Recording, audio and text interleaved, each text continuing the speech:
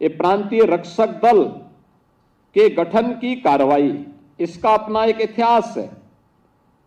यानी यह 1948 में इसका गठन होता है। इसका काम था शांति एवं सुरक्षा व्यवस्था, विकास और जन जागरूकता आदि कार्यों में योगदान देना, सहयोग करना। और 35,000 जवान पीआरडी के वर्तमान में अलग अलग क्षेत्रों में कार्य कर रहे हैं, जिसमें विभागीय कार्यों के साथ 19,500 जुड़े हुए हैं। 6,900 यह विभिन्न उपक्रमों की व्यवस्था के साथ जुड़े हुए हैं, चाहे वह अन्य विभिन्न विभागों में ड्यूटी में हैं, और 300 से ऊपर ये भारत सरकार के उपक्रम के साथ जुड़े हुए हैं। पीआरडी के जवान, इनका थोड़ा प्रशिक्षण दिला दिया जाए, इनकी प्रैक्टिस अगर एक बार ट्रेनिंग के साथ जोड़ दिया जाए, बहुत सारी जगहों पर इनकी बड़ी भूमिका हो सकती है। और जैसे इस समय विभाग कर रहा है कि इन्हें आपदा राहत कोर का कार्य के साथ भी हम जोड़ें, आपदा मित्र के रूप में भी इनका उपयोग करें। ऐसे ही अन्य कार्यक्रमों के साथ विभिन्न बचाव के उपायों के बारे में, कहीं अर्थक्वेक यानी भूकंप आ गया क्या करना है, कहीं आग लग गई क्या करना चाहिए, बाढ़ के समय क्या करना चाहिए, कहीं सड़क दुर्घटना हो गई क्या हमें करना चाहिए, थोड़ा बहुत जानकारी अगर इन सब के बारे में हो सके तो उसमें भी एक बड़ी भूमिका का निर्वहन हो सकता है। ट्रैफिक के नियमों का पालन करने के लिए इनका उपयोग किया जा सकता है। और यह इन्हें पहले कुल 250 रुपये प्रतिदिन इनको प्राप्त होता था मानदेय, जिसे 19 में हमारी सरकार ने 375 रुपये यानी 250 रुपये से 375 रुपये हमारी सरकार ने ही 19 में बढ़ाया था। और 2022 में इस राशि को 395 किया गया। आज पीआरडी के इन जवानों की सेवाओं को देखते हुए नए वित्तीय वर्ष में हम इस राशि को 500 रुपये प्रतिदिन के हिसाब से ड्यूटी भत्ता उन्हें देने की घोषणा कर रहे हैं। जिस देश का भविष्य युवा, जिस देश का युवा अपनी जवानी में ही नशे की चपेट में आ जाए, उसका कोई भविष्य नहीं हो सकता। याद रखना, ये नशा नाश का कारण बनता है।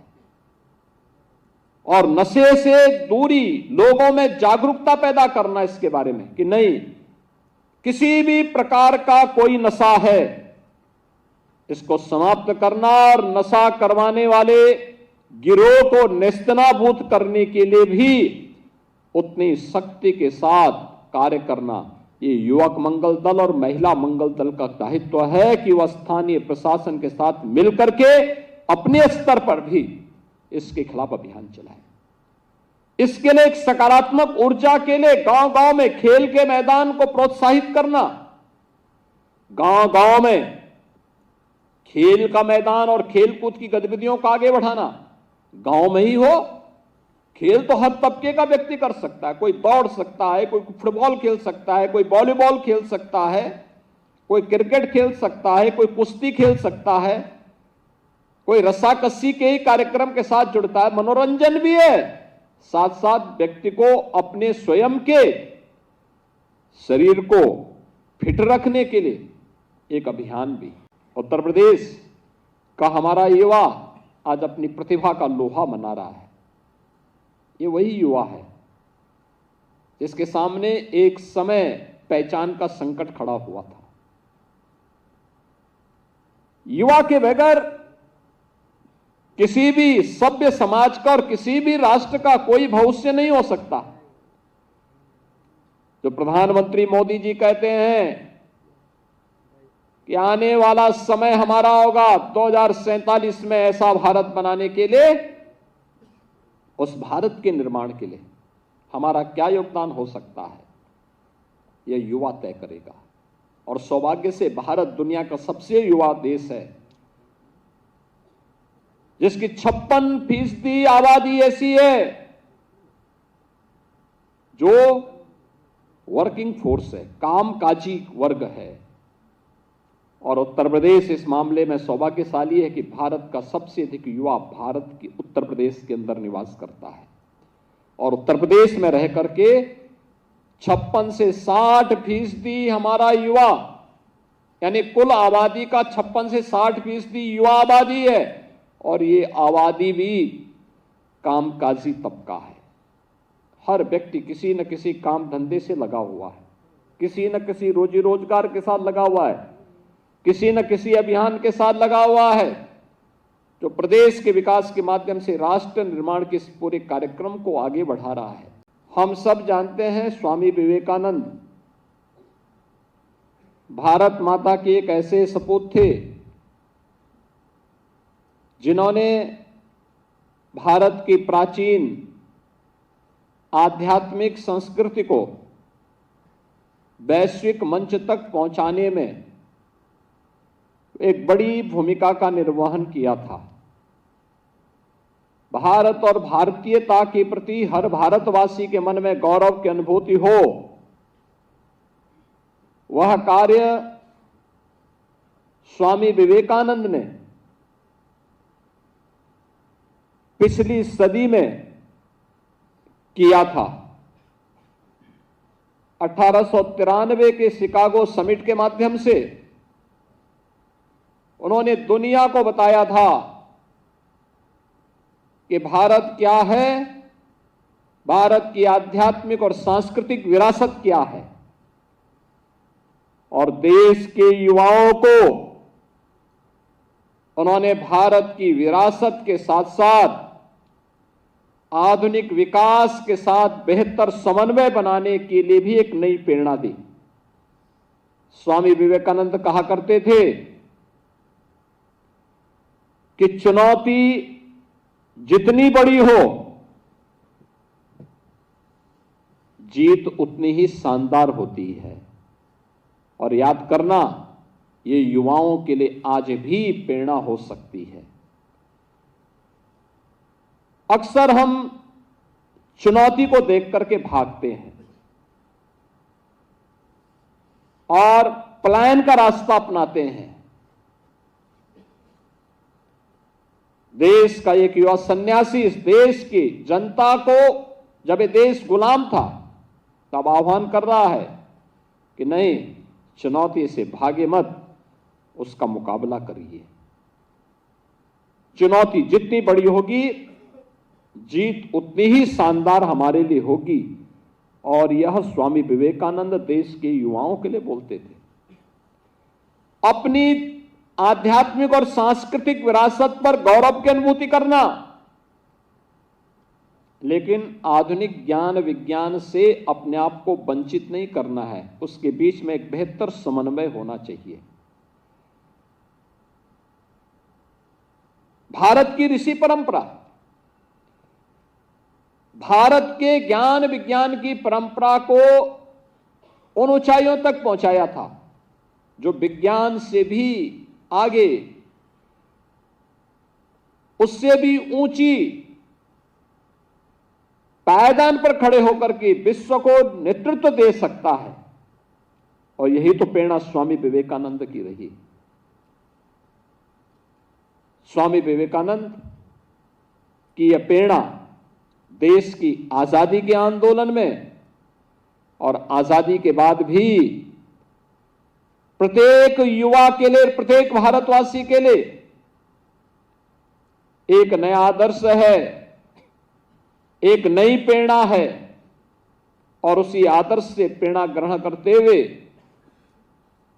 राष्ट्रीय महोत्सव के अवसर पर आदरणीय प्रधानमंत्री जी की प्रेरणा से जो अनेक कार्यक्रम हुए, मुझे प्रसन्नता है कि उत्तर प्रदेश के 63 नौजवानों की टीम भी राष्ट्रीय महोत्सव में भागीदार बनने के लिए गई थी।